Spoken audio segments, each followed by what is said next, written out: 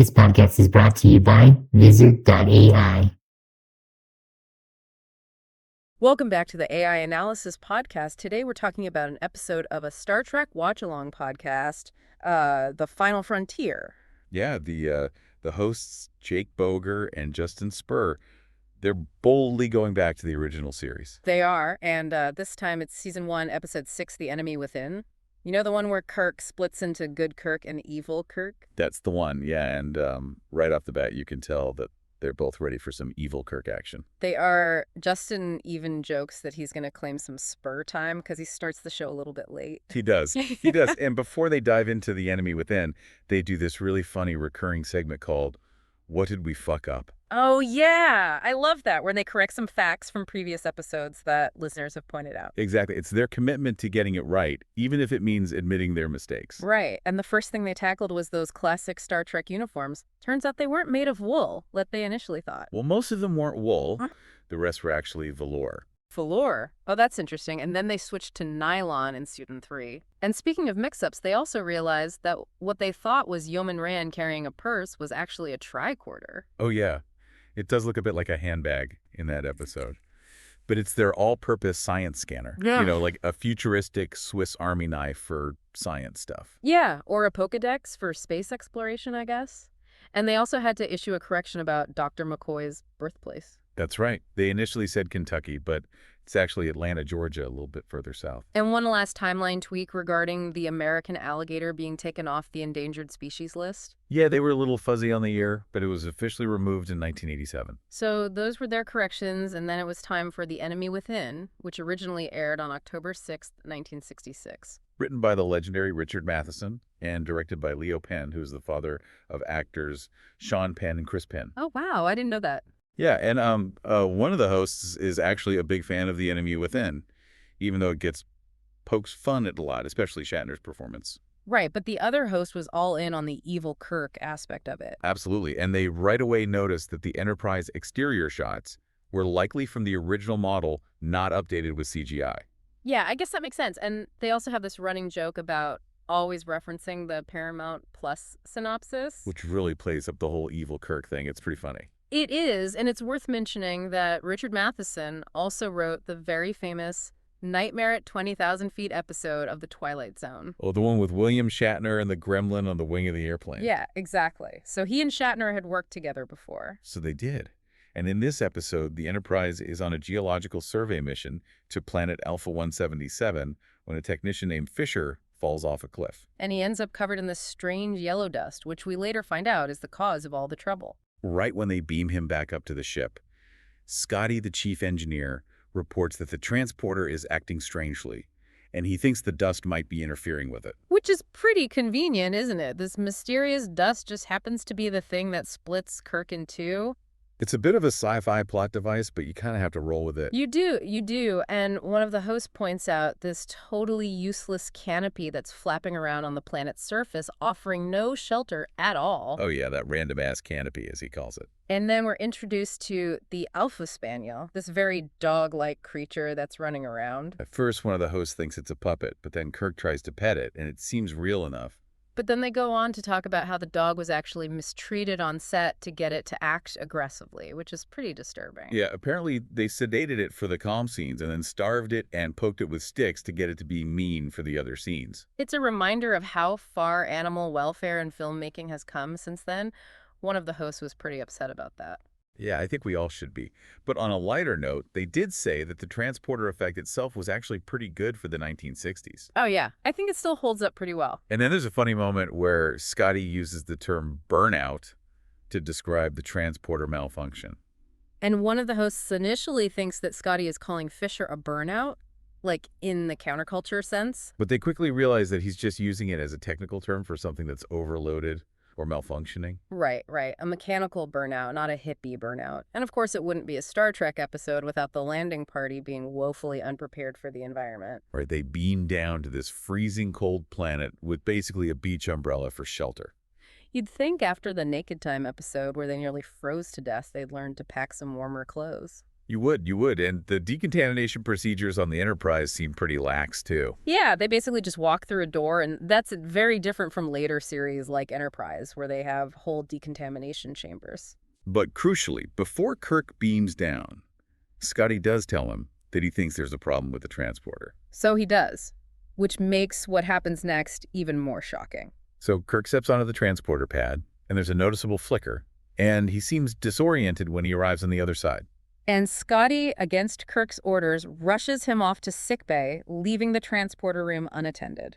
Which is a huge mistake, because the transporter cycles again, and a second version of Kirk materializes. Plus, Kirk is sweaty and he's wearing eyeliner, and he immediately heads for the nearest bottle of booze. They make it very clear visually that this is evil Kirk. They do. And one of the hosts thought that the episode might explore the philosophical implications of teleportation and identity. But instead it goes full-on Dr. Jekyll and Mr. Hyde with good Kirk and evil Kirk. Exactly. It's a classic battle of good versus evil, and evil Kirk's first instinct is to get drunk, which kind of tells you all you need to know. It does. And the hosts were like, why didn't Scotty test the transporter with a spare uniform? Or, maybe a red shirt, just to be safe. Right, especially after he said he thought there was a problem. One of the hosts was a little confused by William Shatner's performance as evil Kirk. They thought it was over the top. Yeah, but the other hosts saw it as a pure expression of the id, all of Kirk's base desires unleashed.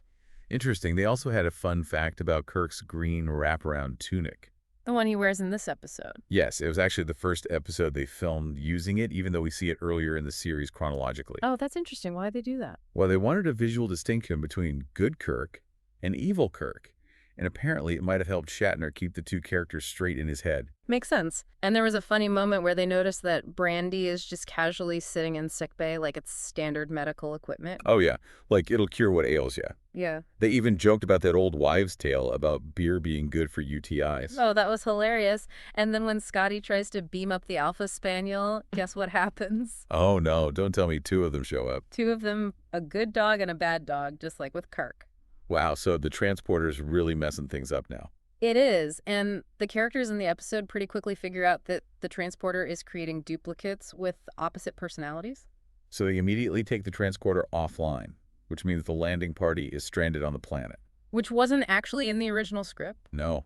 Richard Matheson didn't like that subplot. He thought it was unnecessary. One of the hosts argued that it was needed to raise the stakes, make it more than just a story about Kirk's inner turmoil. Yeah, but the other hosts thought it was kind of a tacked-on complication. Right, and they also pointed out a pretty big plot hole. Why didn't they just send down a shuttlecraft to get the landing party?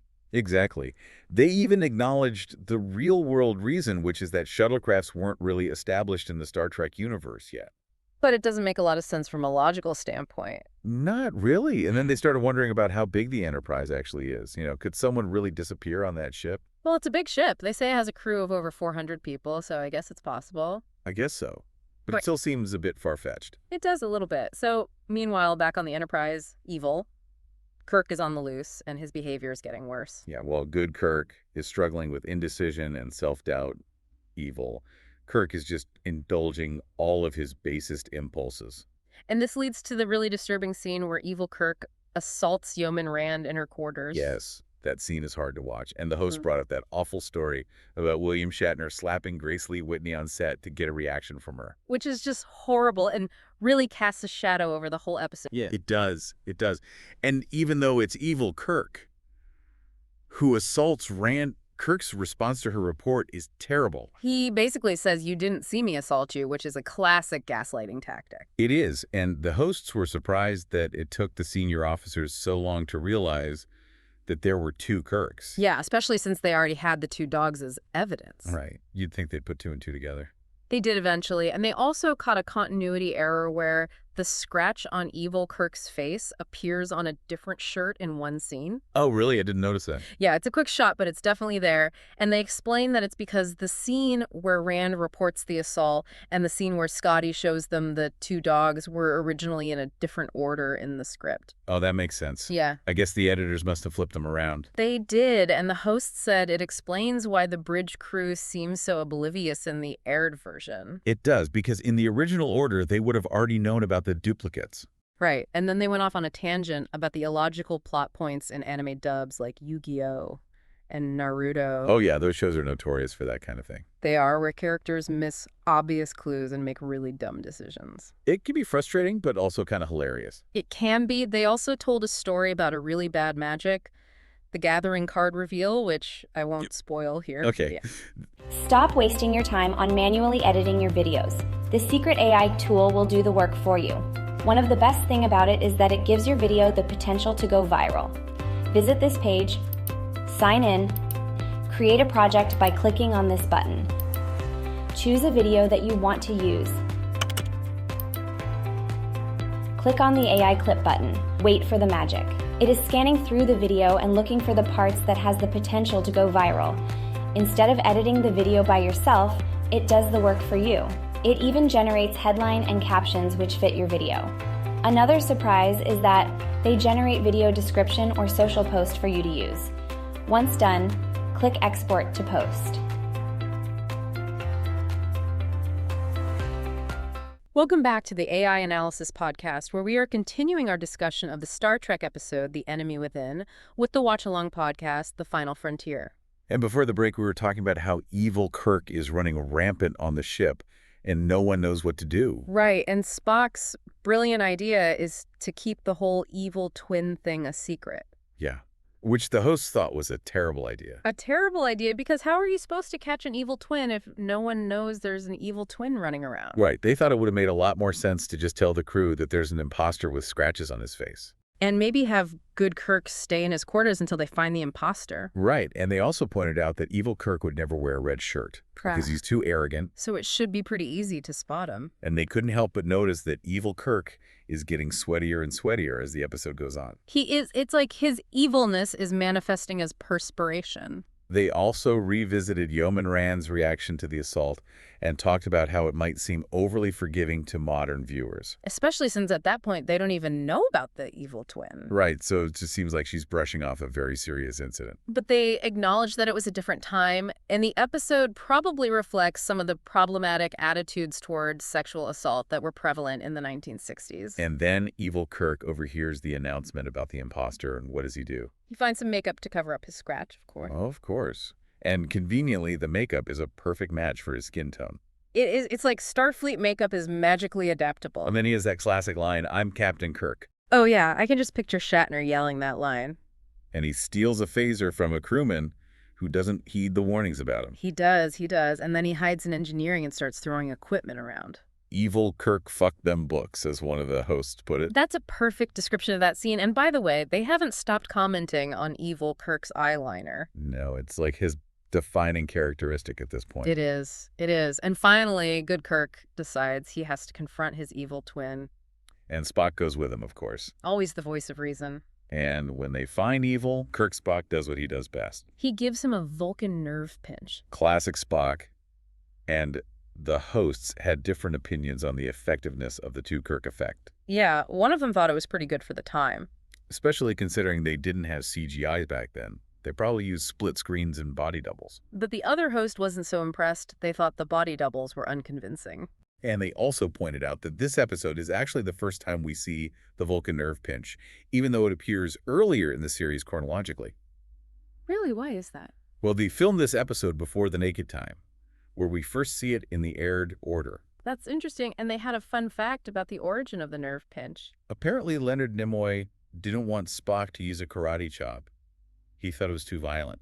So he suggested the nerve pinch as a more peaceful alternative. Exactly, even though Spock did slap a woman in an earlier episode. Well, no one's perfect, and they also debunked the theory that the nerve pinch was inspired by Krav Maga. Apparently, it's a completely different technique. So it is. So anyway, back to the episode.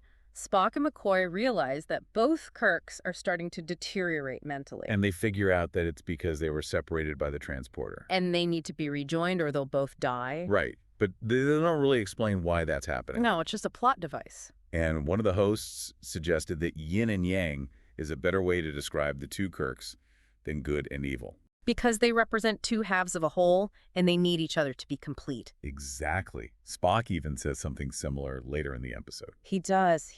And they wish that the two Kirks had interacted more before evil Kirk was knocked out. Yeah, they felt like the episode could have explored the duality theme a bit deeper.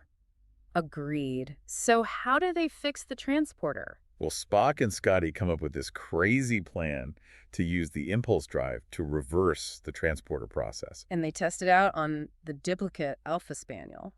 But unfortunately, the dog doesn't survive. Oh no, poor dog. That was kind of a bummer. It was, and the hosts were a little skeptical of the technobabble they used to explain the reversal. Yeah, like reversing the polarity of the transporter flow. One of them thought it might make sense for an antimatter engine, but not for a transporter.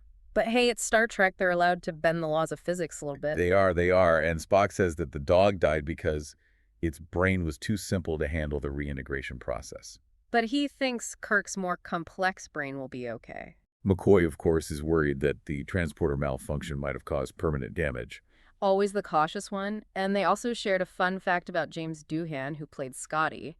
He was missing his middle finger on his right hand due to a World War II injury. Wow, I never knew that. Yeah, and he was very good at hiding it on screen, but you can briefly see it in this episode. That's amazing, and it's a reminder that a lot of the people involved in making Star Trek were veterans. They were Gene Roddenberry and DeForest Kelley were both WWII vets, too. Wow. So back to the episode. The landing party is freezing to death on the planet. And good Kirk decides to risk the transporter reversal on himself. It's a brave decision, especially since the dog didn't make it. It is, and there's a funny moment where they talk about how phasers should have a heat gun setting. That would have been useful on that ice planet? It would have. And earlier in the episode, they pointed out that Spock's captain's log entry is very brief and to the point. Compared to Kirk's more verbose logs. Yeah, Spock gets straight to the point, no need for flowery language. And when Kirk asks about sending down heat for the landing party, Spock says they tried, but it duplicated and didn't work. Oh, of course it did. Classic transporter shenanigans. So good Kirk releases evil Kirk from the brig and immediately gets overpowered. And evil Kirk gives him matching scratches on his face. To make it harder for people to tell them apart. Right. And then evil Kirk goes to see Rand and pretends to be good Kirk. And he tries to convince her to help him take over the ship. The hosts really enjoyed this scene. They wish there had been more moments like it where you weren't sure which Kirk was which. Yeah, they thought it added an interesting layer of ambiguity. They did, and they also pointed out that evil Kirk isn't just a one-dimensional villain. He's actually capable of being quite charming and persuasive. In a very creepy way. Yes, in a very creepy way. And they couldn't help but comment on how sweaty evil Kirk is. They were calling it solid Kirk on Kirk action. Very sweaty evil Kirk. So good, Kirk and McCoy rushed to the bridge to stop evil Kirk from abandoning the landing party. And the hosts had different opinions on Shatner's acting in these final scenes. Yeah, one of them thought he was chewing the scenery a bit too much. But the other host thought it was perfectly over the top in a good way. And there's a really noticeable continuity error where the scratches on Kirk's face switch sides. Oh yeah, that's because they flipped the shot in post-production. They did, and one of the hosts caught it right away, but the other one didn't notice at all. They compared it to the moving mole in Robin Hood, Men in Tights, and Igor's hump in Young Frankenstein. Which are both classic continuity goofs. They are. So finally, Kirk orders the transporter reversal, and the two halves are rejoined. And everything goes back to normal, well, sort of. Kirk immediately orders the landing party beamed up. Just in time, they were about to freeze to death. And then Rand tries to talk to Kirk about what happened with evil Kirk, but he shuts her down. Yeah, that was a really problematic moment, they pointed out. It was like he didn't want to acknowledge what had happened to her. Right. And then there's that final scene where Spock asks Rand if the imposter had some very interesting qualities.